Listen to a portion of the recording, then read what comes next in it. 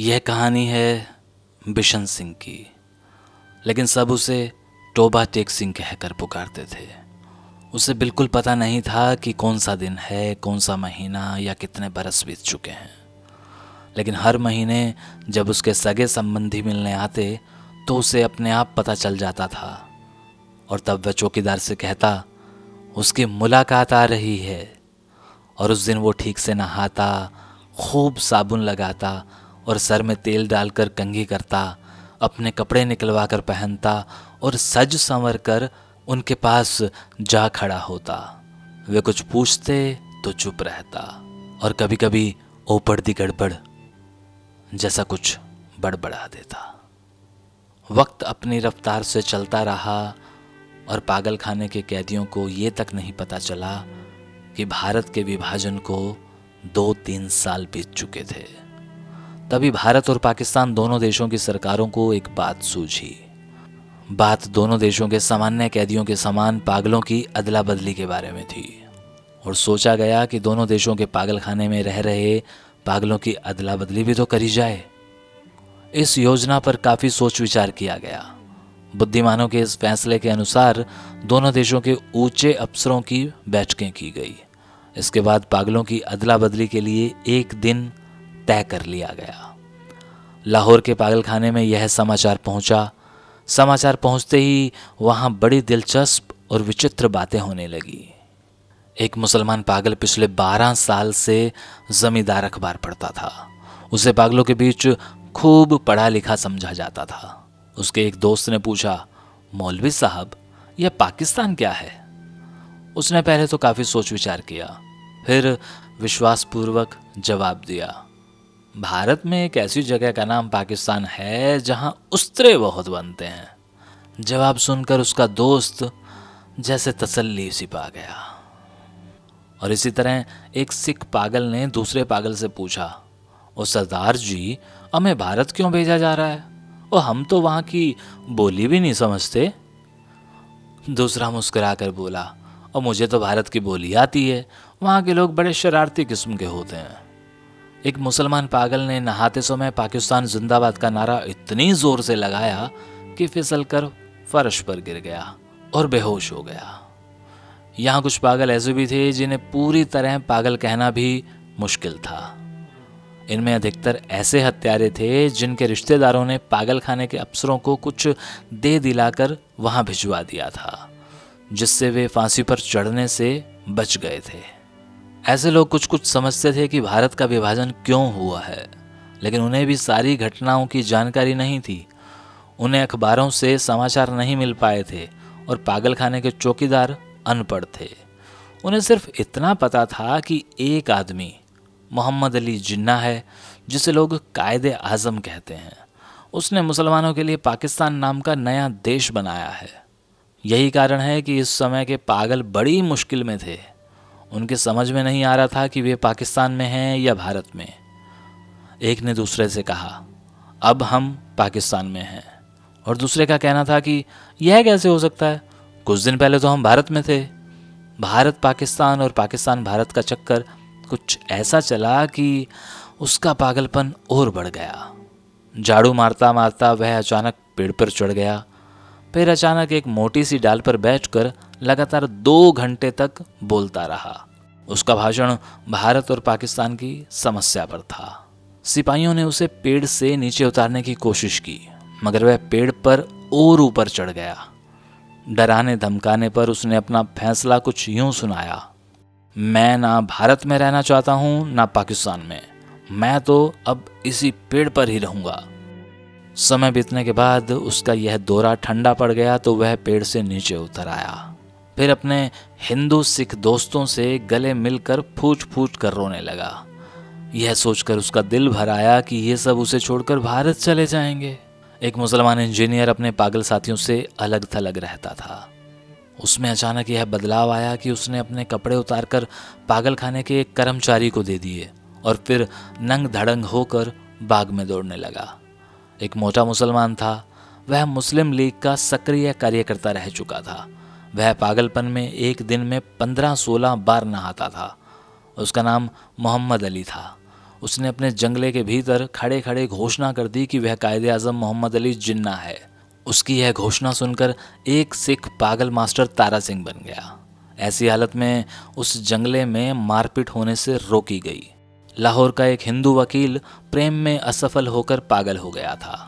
जब उसे पता चला कि अमृतसर भारत में चला गया है तो वो बहुत दुखी हुआ, क्योंकि वह लड़की अमृतसर में रहती थी।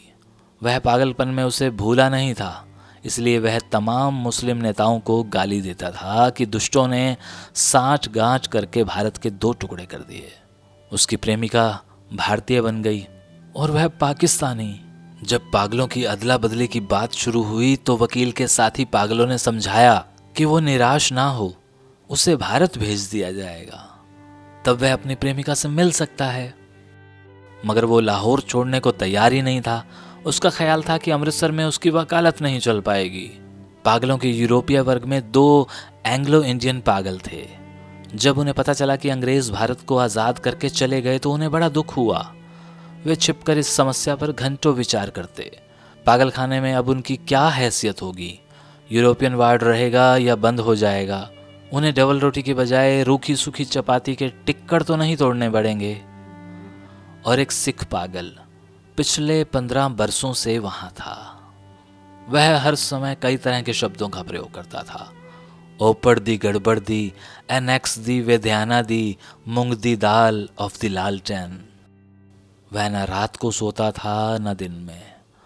पहरेदारों का कहना था कि वह पिछले 15 वर्षों में एक पल के लिए भी नहीं सोया था, कभी लेटता भी नहीं था। हाँ, कभी कभार दीवार पर टिक कर खड़ा हो जाता। इस तरह लगातार खड़े रहने से उसके कंधों में सूजन आ गई थी, पिंडियां भी फूल गई थी। मगर इतनी तकलीफ होने पर भी वह भोजन नहीं करता था। भारत पाकिस्तान और पागलों की अदला बदली के बारे में होने वाली हर बात को ध्यान से सुनता था। कोई उससे इस बारे में पूछता तो वो जवाब देता, ओपड़ दी गड़बड़ दी, एनेक्स दी वेध्याना दी, मूंग दी दाल ऑफ पाकिस्तान गवर्नमेंट।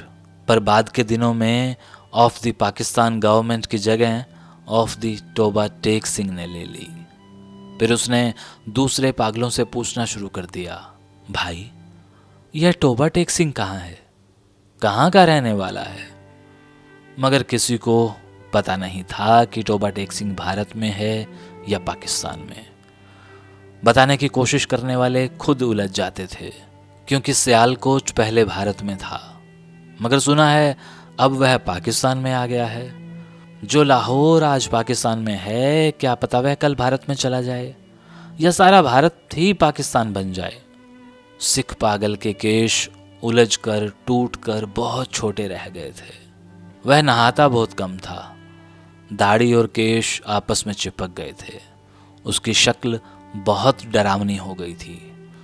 मगर 15 वर्षों के बीच उसने किसी से झगड़ा नहीं किया था।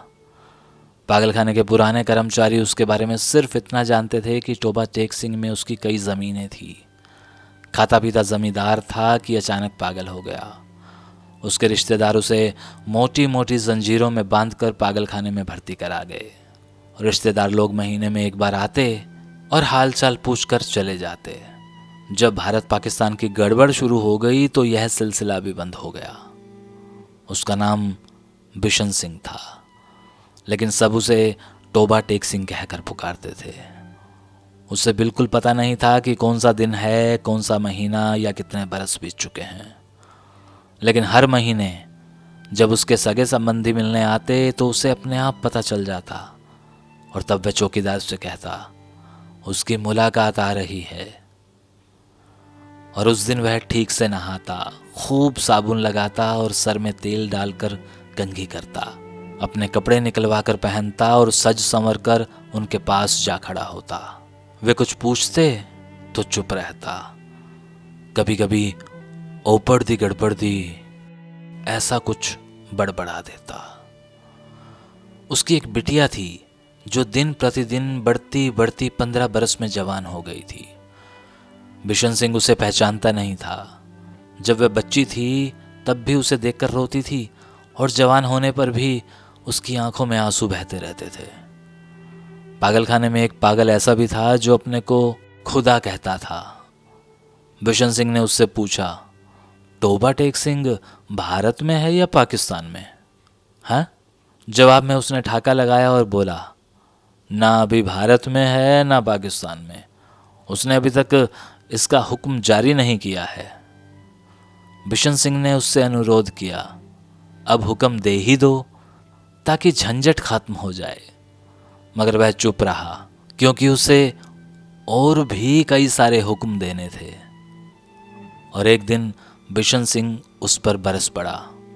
ओ पड़दी गड़बड़दी अनैक्स दी विद्याना दी मूंग दी दाल और वाहेगुरु दा खालसा एंड वाहेगुरु दी फतेह, जो बोले सो निहाल, सत श्री अकाल। शायद उसका मतलब था कि तुम मुसलमानों के खुदा हो, सिखों के होते तो मेरी जरूर सुनते। अदला बदली से कुछ पहले की बात है। टोबा टेक सिंह का एक मुसलमान जो बिशन सिंह का दोस्त था मुलाकात के लिए आया।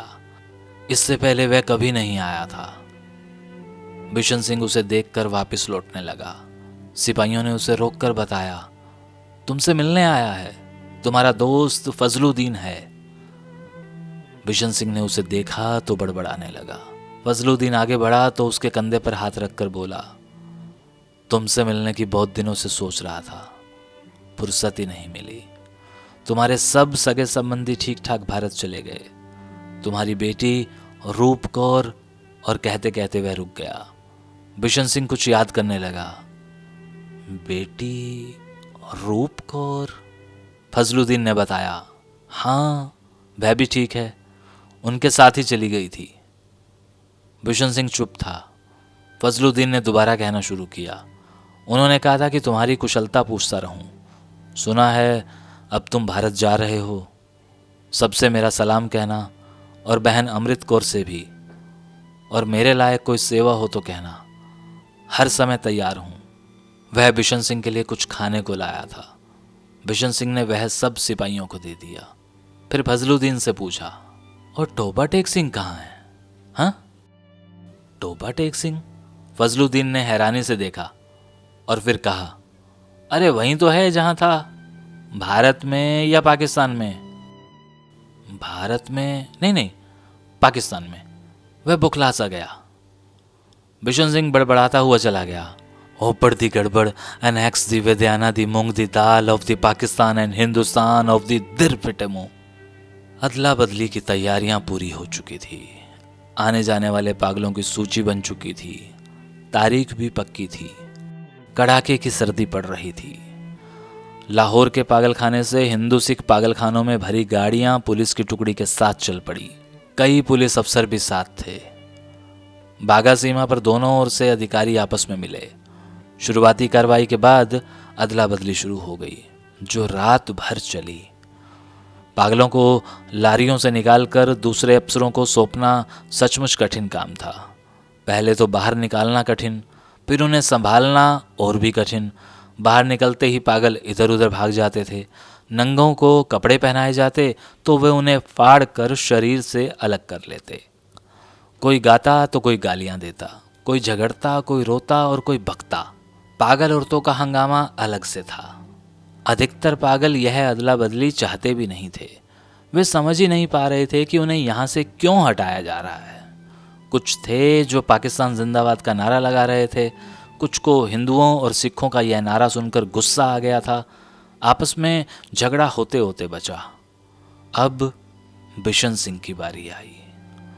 उसे दूसरी तरफ भेजने के लिए अधिकारी लिखा पढ़ी करने लगे। उसने अधिकारियों से पूछा, टोबा टेक सिंह कहाँ है, भारत में या पाकिस्तान में? अधिकारी हंसते हुए बोला, पाकिस्तान में। यह सुनकर बिशन सिंह हटा और अपने साथियों में जा मिला। पाकिस्तानी सिपाहियों ने उसे पकड़ लिया। वे उसे दूसरी तरफ ले जाने लगे, मगर उसने जाने से इनकार कर दिया। बिशन सिंह जोर जोर से चिल्लाने लगा, ओपड़ दी गड़बड़ दी अनैक्स दी विद्याना दी मूंग दी दाल ऑफ टोबा टेक सिंह एंड पाकिस्तान। सिपाहियों ने बताया, देखो टोबा टेक सिंह अब भारत में चला गया है, अगर नहीं गया तो थोड़ी देर में चला जाएगा। मगर वह माना नहीं। जब उसे जबरदस्ती दूसरी ओर ले जाने की कोशिश हुई। वह बीचों बीच अपनी सूजी हुई टांगों पर खड़ा हो गया, कुछ ऐसे जैसे दुनिया की कोई ताकत वहां से उसे हिला नहीं सकती थी। सिपाहियों ने उसे वहां से हटाने की कोशिश छोड़ ही दी। सूरज निकलने से पहले खामोश खड़े हुए बिशन सिंह के गले से चीख निकली। इधर उधर के अफसर दौड़े दौड़े आए। उन्होंने देखा कि 15 बरस तक अपनी टांगों पर खड़ा रहने वाला बिशन सिंह ओधे मुंह पड़ा था। उधर कांटेदार तारों के पीछे पाकिस्तान था और बीच में जमीन के अनाम टुकड़े पर टोबा टेक सिंह पड़ा था। टोबा टेक सिंह, यह वो कहानी है, यह वो फसाना है जिसे जितनी बार पढ़ा जाए उतनी बार यह जिंदा हो उठता है और पढ़ने वाले को कहता है कि क्यों मुझे बार बार पढ़ते हो, क्यों मुझे नींद से जगाते हो, मुझे सोने दो। एक लंबा अरसा हो गया है मैं सोया नहीं हूं, अब मुझे सोने दो।